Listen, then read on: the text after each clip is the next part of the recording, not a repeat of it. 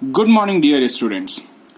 आज हम लोग केमिकल कंट्रोल एंड कोऑर्डिनेशन के लास्ट टॉपिक पर आ चुके हैं और इस टॉपिक में हम लोग डिस्कस करेंगे about the mechanism of hormone actions, यानी हार्मोन किस टाइप में सेल के अंदर एक्ट करता है और उसका फंक्शन क्या होता है और वो हार्मोन्स कैसे करके हमारे बॉडी में इंपॉर्टेंट फिजियोलॉजिकल रोल प्ले करता है। सबसे फर्स्ट हम लोग समझने का कोशिश करेंगे, जैसे हार्मोन इन्फ्लुएंस करता है टारगेट सेल्स को और इसी टारगेट सेल्स पे रिसेप्टर्स प्रेजेंट होते हैं और ये रिसेप्टर्स बने होते हैं एक स्पेशल और स्पेसिफिक टाइप ऑफ प्रोटीन से जो रिकॉग्नाइज करते हैं पर्टिकुलर हार्मोन को। और याद रखिएगा ये bind to it forming a hormone receptor complex, यानी जो रिसेप्टर्स पर्टिकुलर हार्मोन को रिकॉग्नाइज करके बाइंड करते हैं और क्या बनाते हैं, हार्मोन रिसेप्टर कॉम्प्लेक्स। एक और बात याद रखिएगा कि जो रिसेप्टर्स होते हैं वो स्पेसिफिक होते हैं। ऐसा नहीं है कि थायराइड स्टिमुलेटिंग हार्मोन का जो रिसेप्टर है वो थायराइड ग्लैंड में ही होगा, जबकि ऐसा नहीं हो सकता है कि थायराइड स्टिमुलेटिंग हार्मोन जाकर के ओवेरीज पर एक्ट कर रहा है। इसलिए अपन क्या कहते हैं, हार्मोन के रिसेप्टर्स स्पेसिफिक होते हैं। जैसे एग्जांपल से समझेंगे अपन, थायराइड स्टिमुलेटिंग हार्मोन है, बाइंड करेगा रिसेप्टर्स, वो भी किसके सेल पे से, तो थायराइड ग्लैंड के सेल पे, और तब जाकर के थायराइड हार्मोन आगे चल करके हार्मोन का सिंथेसिस करेगा, that is T3 and T4। याद रखिएगा, but it cannot act on other gland because it does not have TSH receptor। जैसे मैंने अभी समझाया था कि TSH बेसिकली ओवेरी पे जाके एक्ट नहीं करेगा। क्यों? क्योंकि ओवेरी के पास TSH रिसेप्टर्स प्रेजेंट नहीं होता है। याद रखिएगा, जनरली टारगेट सेल्स में 2000 से लेकर के 1 लाख रिसेप्टर्स किसी भी पर्टिकुलर हार्मोन के लिए प्रेजेंट होते हैं। कुछ फैक्ट्स एंड फिगर की बात करते हैं। फैक्ट्स, अब जरा इसमें देखिएगा कि अगर हार्मोन प्रेजेंट हुआ एक्सेस अमाउंट में तो रिसेप्टर्स यानी the number of target cell receptors में decrease and effect called as down regulation. उस इफेक्ट को क्या कहेंगे, डाउन रेगुलेशन कहेंगे। मतलब कि जब हार्मोन एक्सेस अमाउंट में सिक्रीट हो गया होगा, बहुत एक्सेस अमाउंट में हार्मोन जब सिक्रीट होता होगा, तब क्या होगा कि टारगेट सेल्स पे तो रिसेप्टर्स प्रेजेंट है, लेकिन अगर टारगेट सेल्स पे रिसेप्टर डिक्रीज नहीं हुए तब जनरली क्या होगा, उसका हाइपर कंडीशन से शो होना होगा, हाइपर कंडीशन शो हो जाएगा डिजीज का। उस केस में क्या करता है, ये सेल रिसेप्टर डिक्रीज हो जाता है और इसी इफेक्ट को अपन क्या कहते हैं, डाउन रेगुलेशन कहते हैं। Example, when certain cells of a testis, जब हाई कंसंट्रेशन ऑफ LH होता है तो number of LH receptor decrease करता है ताकि LH के इफेक्ट को इंक्रीज करवाया जा सके, वरना क्या होगा, हाइपर कंडीशन होगा और हाइपर कंडीशन और हाइपो कंडीशन किसी भी हार्मोन के लिए आपको पता है कि वो डिजीज का कारण बनता है। अब हम लोग सेकंड केस के बारे में बात करते हैं। हार्मोन प्रेजेंट है लेकिन हार्मोन लेस अमाउंट में प्रेजेंट है, तब क्या होगा, रिसेप्टर्स के नंबर ऑटोमेटिकली इंक्रीज हो जाएंगे और वो क्या करेंगे, इंक्रीज करेंगे इफेक्ट को। इस चीज को अप रेगुलेशन कहते हैं। याद रखिएगा, ये नॉर्मल एज में ही पॉसिबल है। ऐसा नहीं है कि ये जब ओल्ड एज में होगा तो पर भी इस टाइप के इफेक्ट अप रेगुलेशन और डाउन रेगुलेशन ऑब्जर्व होंगे। ये सिर्फ नॉर्मल एज, जिस समय हमारी इम्यूनिटी काफी स्ट्रांग होती है, उस एज में अप रेगुलेशन और डाउन रेगुलेशन शोन होता है। याद रखिएगा, ये मेक क्या करता है, टारगेट सेल्स को more sensitive to a hormone, यानी जो हार्मोन है वो टारगेट सेल्स पे काफी अच्छे तरीके से एक्ट करेगा और जो डिजायर एंड प्रोडक्ट है उस चीज का फॉर्मेशन करेगा। अब बात करते हैं रिसेप्टर्स के बारे में। The receptors for a lipid soluble hormone, वो लोकेटेड कहां पे होते हैं, इनसाइड द टारगेट सेल्स, ध्यान रखिएगा। और जो वाटर सॉल्युबल हार्मोन होते हैं उसके जो पार्ट रिसेप्टर्स होते हैं वाटर सॉल्युबल हार्मोन के, वो पार्ट्स होते हैं प्लाज्मा मेम्ब्रेन और टारगेट सेल्स के। अब जरा देखेंगे कि action of the steroid hormone, यानी स्टेरॉइड हार्मोन किस टाइप में एक्ट करता है, इस चीज को समझने का कोशिश करेंगे अपन। पहला जरा देखें कि यहां पर ब्लड कैपिलरीज में ट्रांसपोर्ट प्रोटीन के साथ हमारा हार्मोन बाइंड होकर के निकला। अब इसी जगह पर देखिएगा जहां पर इसके टारगेट सेल्स पहुंच गए, ये हार्मोन फ्री हो गया और कैपिलरीज से डिफ्यूज आउट हो गया। ये हार्मोन लिपिड सॉल्युबल हार्मोन था, डायरेक्टली डिफ्यूज हो गया सेल में, क्योंकि सेल का जो प्लाज्मा मेम्ब्रेन होता है वो लिपिड बाइलेयर का बना हुआ होता है।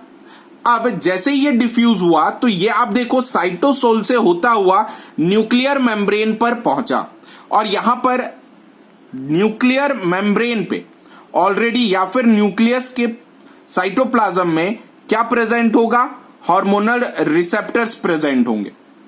ये क्या होगा, जैसे ही सेल इज अ टारगेट और हार्मोन बाइंड होगा रिसेप्टर्स के साथ, ये हार्मोन बाइंड हुआ इस रिसेप्टर के साथ, और फाइनली इस पूरे कॉम्प्लेक्स का नाम अपन क्या देंगे, हार्मोन रिसेप्टर कॉम्प्लेक्स देंगे। अब जरा देखिएगा, ये हार्मोन रिसेप्टर कॉम्प्लेक्स आगे चल करके जीन एक्सप्रेशंस को रेगुलेट करेगा और डिजायर प्रोटीन का फॉर्मेशन करेगा। अब जैसे ही ये हार्मोन हमारे जीन के एक्सप्रेशंस को रेगुलेट करेगा, वैसे ही ये रिसेप्टर्स को रिलीज कर देगा। अब यहां पर देखें, जो इस डीएनए से न्यू एमआरएनए का फॉर्मेशन हुआ, ये एमआरएनए आगे चल करके डिफ्यूज होकर के साइटोसोल पे आ जाएगा। साइटोसोल पे आने के बाद जो न्यूली फॉर्म्ड एमआरएनए है वो डायरेक्ट करेगा सिंथेसिस ऑफ स्पेसिफिक प्रोटीन, वो भी कहां पर, साइटोसोल पे। और जब ये न्यू प्रोटीन का फॉर्मेशन होगा, ये न्यू प्रोटीन ऑटोमेटिक टारगेट पे एक्ट करेगा, मतलब न्यू प्रोटीन अल्टर करेगा सेल के एक्टिविटीज, जिस चीज को अपन फिजियोलॉजी कहते हैं। यानी जो भी स्टेरॉइड हार्मोन होते हैं उनका रिसेप्टर्स प्रेजेंट होता है न्यूक्लियस के मेम्ब्रेन पे, वहां पे जाने के बाद हार्मोनल रिसेप्टर कॉम्प्लेक्स बनाता है, देन वो जाकर के डीएनए से एमआरएनए का फॉर्मेशन करवाता है, एमआरएनए डिफ्यूज करके न्यूक्लियस से साइटोसोल में आता है, जहां पे राइबोसोम के साथ कंबाइन होकर के एमआरएनए चेन पे वो क्या करता है, न्यू प्रोटीन का फॉर्मेशन करता है, और यही न्यू प्रोटीन सेल के फिजियोलॉजिकल एक्टिविटीज को चेंज करता है।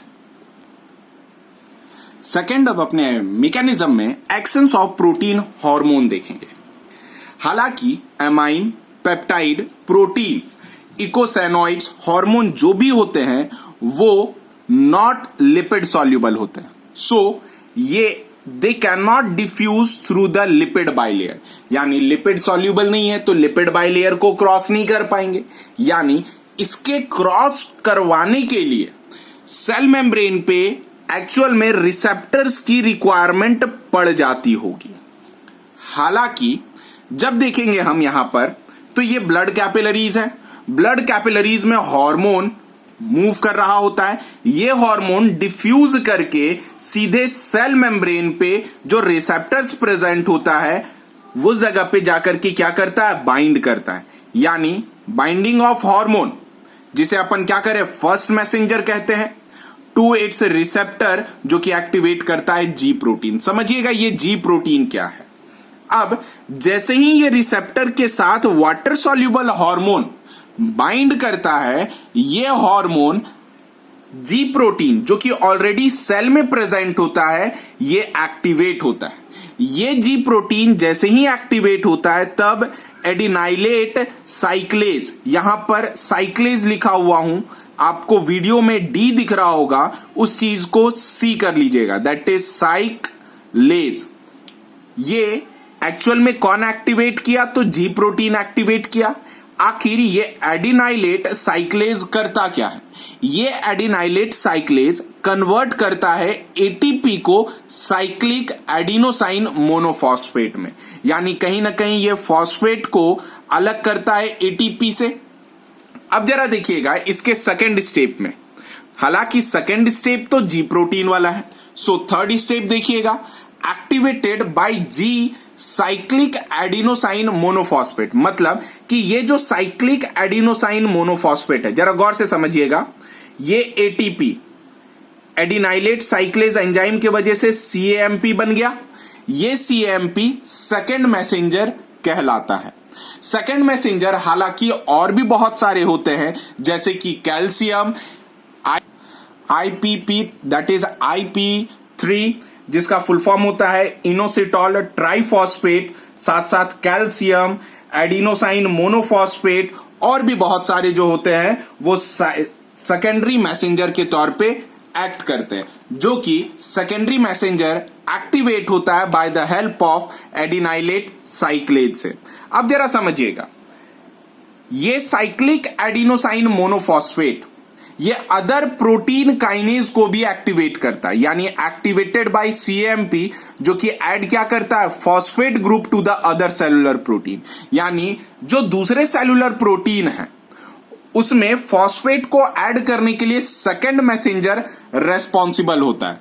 जैसे ये प्रोटीन काइनेज CAMP के हेल्प से एक्टिवेटेड प्रोटीन काइनेज में कन्वर्ट हो गया, जो कि एक्टिवेट कर सकता था वन और मोर सेलुलर प्रोटीन, और ये activated protein kinase phosphorylate cellular proteins.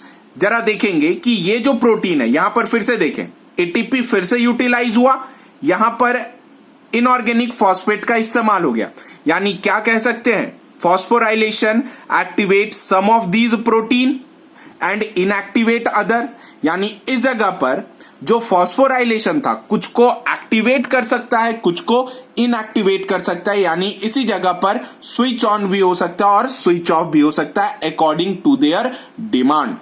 अब जरा देखें कि ये प्रोटीन में क्या रहा, कि प्रोटीन था, एक इनऑर्गेनिक फॉस्फेट रिलीज किया, ATP कन्वर्ट हुआ ADP में, और ये इनऑर्गेनिक फॉस्फेट इस प्रोटीन के साथ बाइंड हो गया। अब जब इस प्रोटीन के साथ ये फॉस्फेट बाइंड हुआ, इसका नाम क्या कहलाया, फॉस्फोराइलेटेड प्रोटीन, जो कि कॉज क्या कर रहा है, रिएक्शन, और यही रिएक्शन रेस्पॉन्सिबल होता है किस चीज के लिए, फिजियोलॉजिकल रोल के लिए। याद रखिएगा, डिफरेंट प्रोटीन काइनेज एग्जिस्ट करते हैं, लेकिन हमें बस समझना है कि वन प्रोटीन काइनेज ग्लाइकोजन का सिंथेसिस में रोल प्ले करेगा, जबकि अदर ट्राइग्लिसरीड्स के ब्रेकडाउन में रेस्पॉन्सिबल रोल प्ले करेगा। अब जरा देखें कि ये फॉस्फोराइलेटेड प्रोटीन है, आगे चल करके ये इसका एक्शन सेकेंडरी मैसेंजर पे ही ऑब्जर्व होता है, और इसी जगह पे दैट इज फॉस्फोडाइएस्ट्रेज इनएक्टिवेट करता है सेकेंड मैसेंजर को, that is cyclic adenosine monophosphate, और फाइनली क्या कहते हैं, मैकेनिज्म का स्विच ऑफ होना, यानी जब फॉस्फोडाइएस्ट्रेज लगेगा तो सेकेंडरी मैसेंजर इनएक्टिवेट होगा, सो फर्दर फिजियोलॉजिकल रेस्पॉन्स नहीं हो पाएगा उस सेल के अंदर, जिस वजह से इसका नाम क्या देते हैं, स्विच ऑफ देते हैं। सो ये जो मैकेनिज्म रही, ये मैकेनिज्म आपका एक्शन ऑफ प्रोटीन हार्मोन, जिसे आप वाटर सॉल्युबल हार्मोन भी कह सकते हैं। अब हम लोग डिस्कस करते हैं अपने कल के क्वेश्चंस के बारे में।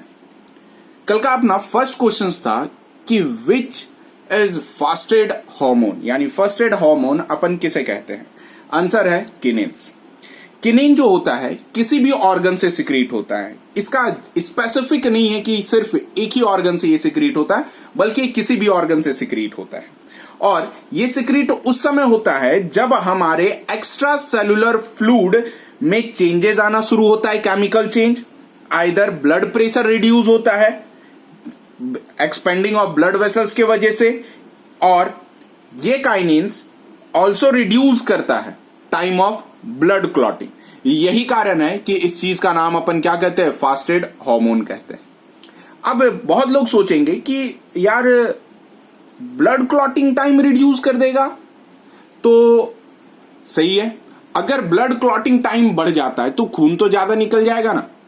अगर ब्लड क्लॉटिंग टाइम रिड्यूस हो जाता है तो क्या होगा, ब्लड की क्लॉटिंग इजीली हो जाएगी और अल्टीमेटली क्या रहेगा, पेशेंट सेफ रहेगा। Next, which is considered as फोरेस ग्लैंड। बहुत सारे स्टूडेंट ने बहुत अच्छे तरीके से एक झटके में बताया था एड्रिनल ग्लैंड। मानो कल कमेंट की तो धड़ी सी पड़ गई थी, पूरी सीक्वेंस में बैक टू बैक कमेंट्स आ रहे थे और बहुत ही अच्छा था। सारे स्टूडेंट ने ऑलमोस्ट सेम आंसर कहा, दैट इज एड्रिनल ग्लैंड को अपन 4S ग्लैंड कंसिडर करते हैं। 4S ग्लैंड का मतलब, पहला S जो स्टैंड होता है शुगर मेटाबॉलिज्म के लिए, दूसरा S सॉल्ट रिटेनिंग एक्शंस के लिए, तीसरा S सेक्स हार्मोन के लिए, चौथा S स्ट्रेस रिएक्शंस के लिए। ये एड्रिनल ग्लैंड का इंपॉर्टेंट फंक्शन है। सो पूरे chemical control and coordinations video में उम्मीद है कि आपको सारे लेक्चर्स अच्छे तरीके से समझ में आए होंगे और बहुत ही डिटेल में मैंने आपको मैकेनिज्म समझाने का कोशिश किया है, पॉइंट टू पॉइंट बात रखी अपनी, और होप सो आप अच्छे तरीके से वीडियो को रिवाइंड करके बार बार प्ले करके आप वीडियो को पढ़ रहे होंगे और अच्छे तरीके से अपना नोट्स प्रिपेयर कर रहे होंगे। So stay safe, stay healthy. Thank you for watching. मिलते हैं अपने नेक्स्ट लेक्चर वीडियो के साथ और एक न्यू चैप्टर के